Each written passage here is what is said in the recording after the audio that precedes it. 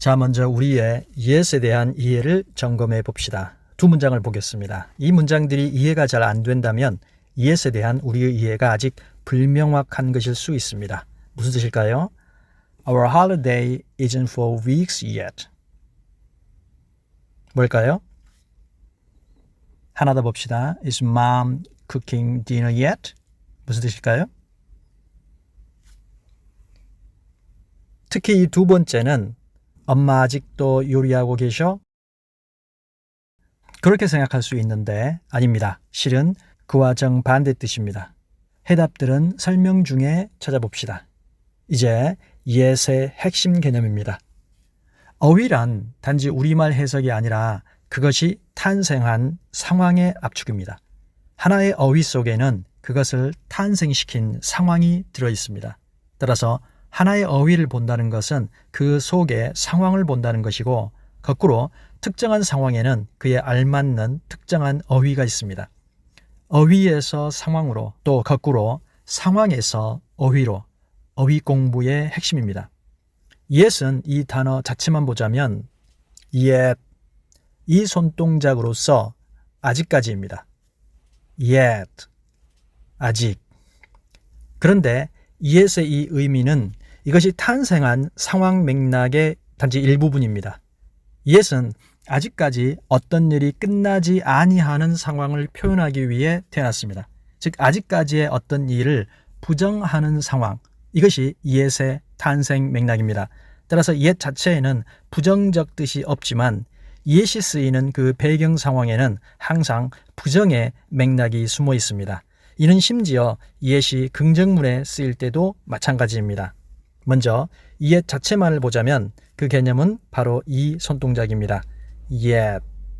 그리고 이 손동작은 yes이 쓰이는 상황이 시간적 맥락에서 논리적 맥락으로 진화해 가면서 두 가지 의미를 지니게 됩니다.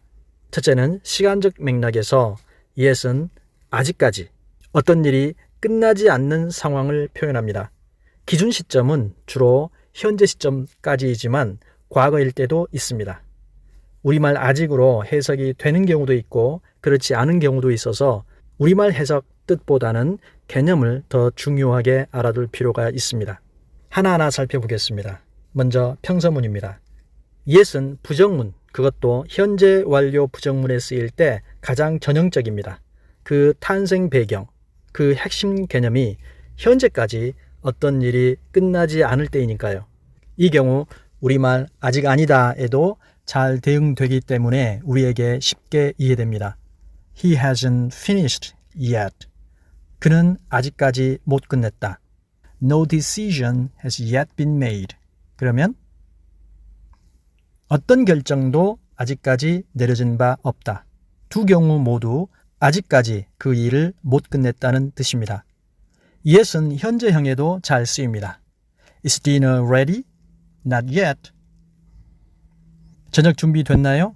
아직 아니요. 아직까지 아니라는 뜻입니다.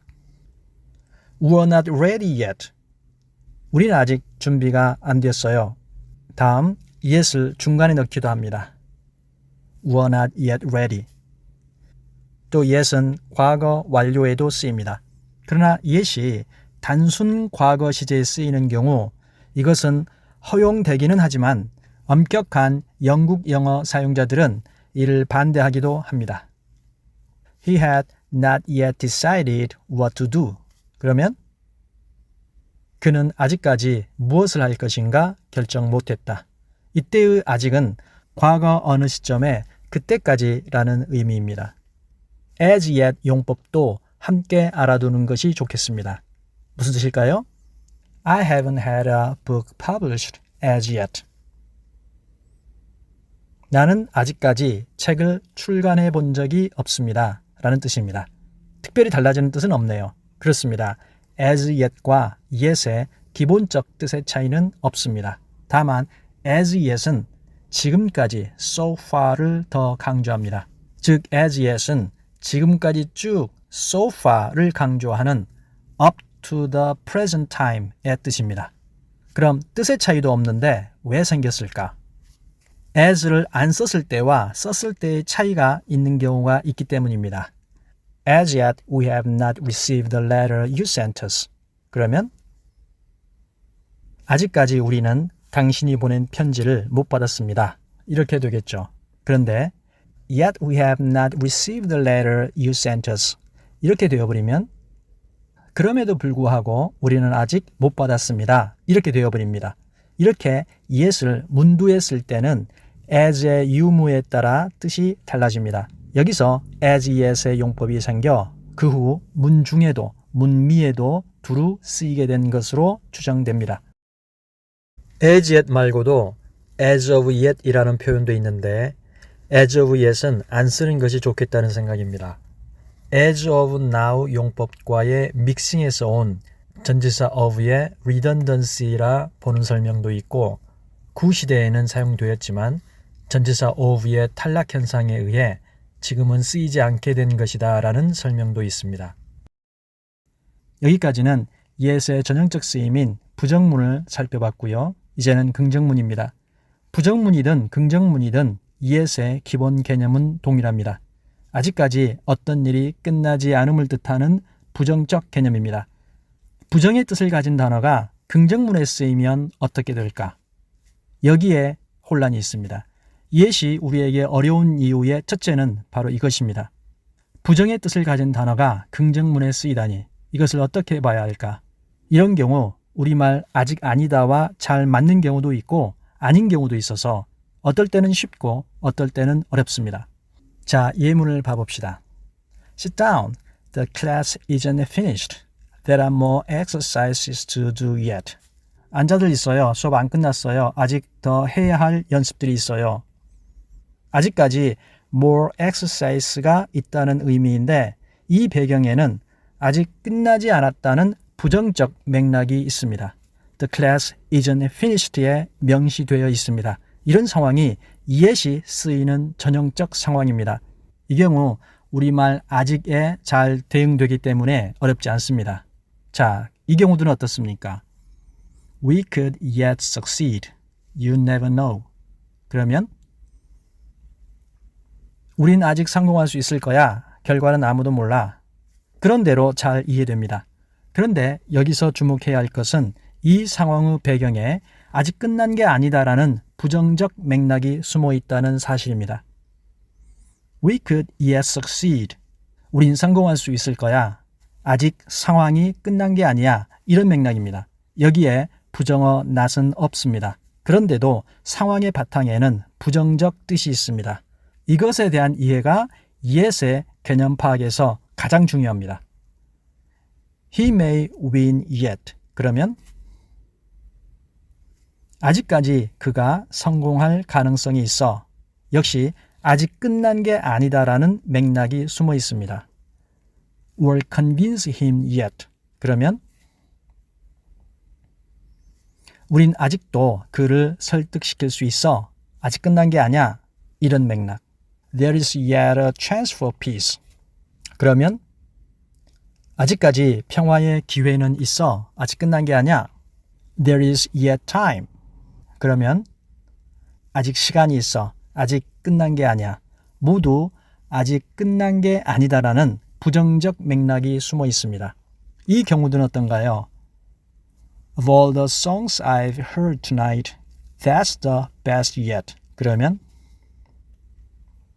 아직까지 들어봤던 모든 노래들 중 저것이 최고다로 우리말 풀이가 가능하지만 이 역시 바탕에는 아직 끝난 게 아니지만 이라는 부정적 맥락이 숨겨져 있으므로 그러므로 이 말은 곧 앞으로 더 최고, 진짜 최고가 나올 수 있지만 이라는 의미를 동시에 내포하게 됩니다.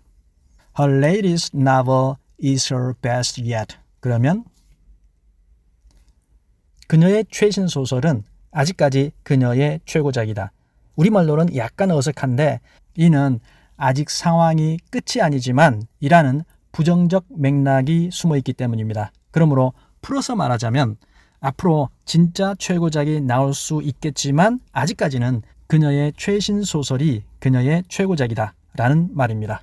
이것은 Her latest novel is her best ever 와 비슷하지만 차이점은 미래에 더 나은 최고작의 가능성이 여전히 남아있다고 생각되면 yet, 반대로 앞으로는 영원히 없겠다고 생각되면 ever를 선택하면 됩니다. 작가가 고인이 된 경우에는 yet을 써서는 안 되겠죠. 더 이상 나올 작품이 없을 테니까요. 이제 의문문을 살펴봅시다. 이때도 부정문은 별로 어렵지 않습니다. yet의 핵심 개념에 부정적 맥락이 있고 또 여기까지도 우리말 아직 아니다에 잘 대응되니까요. Haven't you finished yet? 아직까지 못 끝냈어? Aren't you hungry yet? 그러면 배 안 고파? 아직까지 배고프지 않는 상황, 즉 편안한 상황이 끝나지 않았는가를 묻고 있습니다. Isn't it raining yet? 그러면 아직 비 안 와? 아직까지 비가 오고 있지 않는 상황, 즉 맑은 날씨가 끝나지 않았는가를 묻고 있습니다. 문제는 이 yet이 긍정 의문문에 쓰일 때입니다. 이 부분이 우리에게 가장 어렵습니다.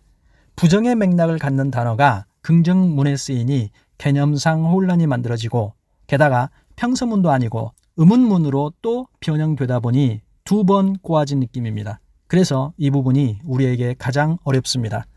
이를 위한 해결책으로 두 가지를 제시하고 싶습니다. 첫째는 이때의 yet을 우리말 해석하지 않는 것. 대신 그 문장을 부정 의문문의 약화, 즉 감정을 배제한 부드러운 물음으로 이해하는 것. 둘째, 굳이 우리말 해석하려 한다면 이때의 yet을 아직 아니야로 해석하는 것입니다. 즉 yet 속에 숨겨있는 부정적 의미를 그대로 끄집어내서 해석하는 것. 이 두 가지입니다. 예를 들어 설명하겠습니다. 자, 무슨 뜻일까요? Are you home yet?